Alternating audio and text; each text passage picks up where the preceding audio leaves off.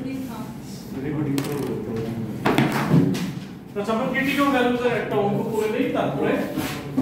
প্র্যাকটিসটা করতে দিচ্ছি হ্যাঁ লাস্ট ক্লাসে আমরা ক্রিটিক্যাল ভ্যালুজ ক্রিটিক্যাল রিজিয়নের দুটো অঙ্ক করছি কিন্তু সেগুলো সবগুলো বাইনোমিয়াল ডিস্ট্রিবিউশনে ছিল আজকে নরমাল ডিস্ট্রিবিউশনে দুটো অঙ্ক করে দেই দেখো আগে কোশ্চেনটা একটু বুঝে নেই যে past records show that 60% of the population react positively to a cream to treat a skin condition. The manufacturers of a new cream to treat this condition claim that more of the population will react positively to the new cream. এই তারিখটা বলতো এখানে নাল hypothesis কত হবে alternative hypothesis কি হবে past records show that 60% of the population reacts positively to a cream to treat a skin condition. The manufacturers of a new cream to treat this condition claim that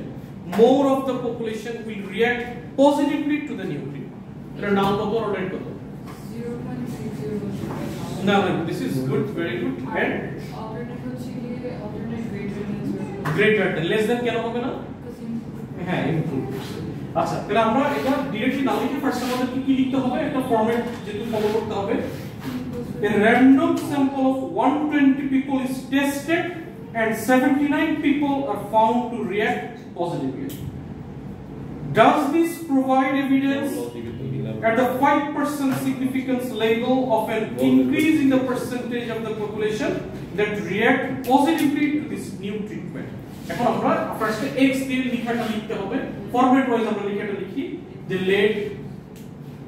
ফরম্যাটটা তোমরা আমার চেয়ে অনেক ভালো মতো লিখতে পারবে তোমাদের ইংলিশে দিয়ে আমার চেয়ে অনেক ভালো x be the number of people x be the number of people who react positively who react এভাবে কিন্তু একটু ফরম্যাট ফলো করে লিখবা react positively to the new cream.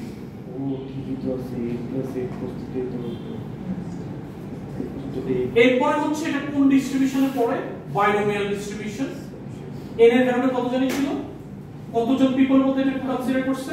120 R probability কত 60% মানে 0.6 আচ্ছা এখন 120 পিপল তারপরে এটা বাইনোমিয়াল দিয়ে তো প্রবাবিলিটি বের করা সম্ভব না তাহলে কিসে যাবে নরমাল ডিস্ট্রিবিউশনে ফার্স্ট সেটা আমি কি বের করে নিব মিন হচ্ছে n into p মানে 120 multiplied by 0.6 তারপরে সিগমা স্কয়ার মানে ভ্যারিয়েন্স 120 into 0.6 into 0.4 দেন দুটোর অ্যানসার কত কত আসবে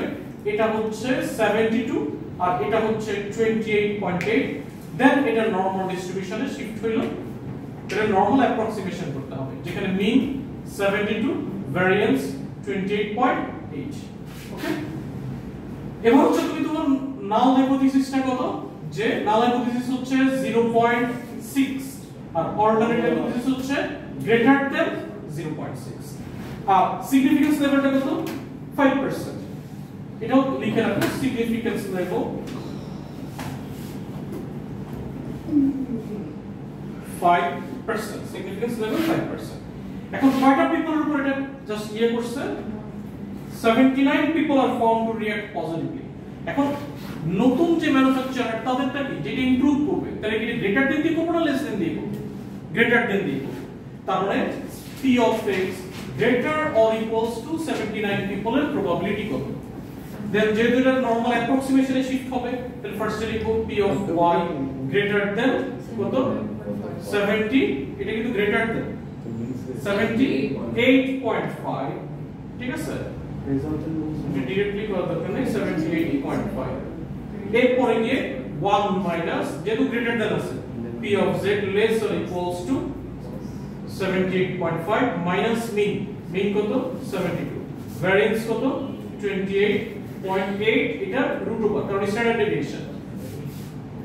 1 মাইনাস phi of এটা যদি ক্যালকুলেটর প্রেস করো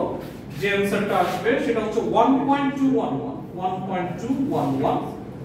এটা আমরা চার্ট থেকে যদি आंसरটা বের করি 1.08871 দ্যাট মিন্স এটা কত আসে 0.1129 এটা কত পার্সেন্ট পার্সেন্টে যদি কনভার্ট করি 11.29% বা 11.3% one significant one decimal place এখন আমাদের সিগনিফিকেন্স লেভেলটা 5% এটা কি আছে গ্রেটার দ্যান 5% যদি সিগনিফিকেন্স লেভেল থেকে বেশি হয় তাহলে কি হবে নাল হাইপোথিসিস অ্যাকসেপ্টেড তার মানে therefore নাল হাইপোথিসিস অ্যাকসেপ্টেড এরপরে কনক্লুশনটা কিভাবে দিব ওই there is enough evidence হ্যাঁ ওই লেখাগুলো কিন্তু লিখতে হবে therefore accept null hypothesis তারপর লিখতে হবে therefore there is এখানে কিন্তু এটা accepted আর null hypothesis accept মানে কি তুমি যেই হাইপোথিসিসটা দিচ্ছ এটা accept হচ্ছে না তাহলে ম্যানুফ্যাকচারার হাইপোথিসিস কি দিচ্ছে যে ওরা এটা ইমপ্রুভ করবে না এটা তো অল্টারনেট হাইপোথিসিসটা তারা বলতেছে এটা ইমপ্রুভ করবে কিন্তু তুমি দেখছো না ইমপ্রুভ অ্যাকচুয়ালি করে না কারণ আগে যেটা ছিল সেটাই আমরা পাচ্ছি নাও হাইপোথিসিসটা স্যাটিসফাই করতেছে তার মানে there is insufficient evidence to support the manufacturer's claim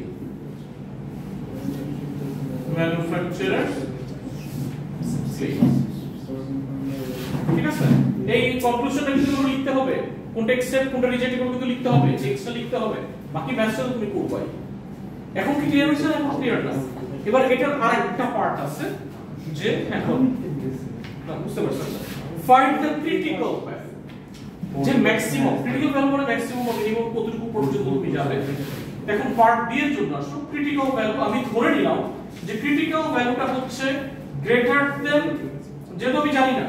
greater or equals to x যেহেতু জানি না এজন্য এটাকে x দিয়ে নোট করলাম তার মানে ওরা আবার এটা ক্রিটিক্যাল ভ্যালু হইতে হলে কি হবে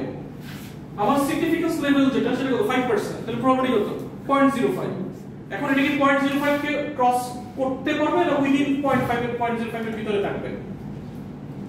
ক্রিটিক্যাল ভ্যালু মানে কি ম্যাক্সিমাম কত পর্যন্ত যাবে তার মানে এটা লেস দেন 0.05 হবে ঠিক আছে মানে যদি 0.05 এর ওভারকাম চলে যায় তাহলে সেটা হবে না তাহলে উইদিন 0.05 এর ভিতরে থাকতে হবে তারপরে এখন এটাকে যদি আমি সলভ করি 1 মাইনাস ডিরেক্টলি করে ফেলি z less than or equals to x minus mean কত 72 সো ভ্যারিয়েন্স কত 28.8 root over equals to দিতে করব না less than 0.05 1 minus phi of x minus 72 by root over 28.8 less than 0.05 তার মানে 1 minus 0.05 তার মানে less than phi of x minus 72 by root over 28.8 তাহলে 0.95 less than phi of x minus normal distribution এর মনে আছে তো এবার এটা কি আসবে phi ইনভার্স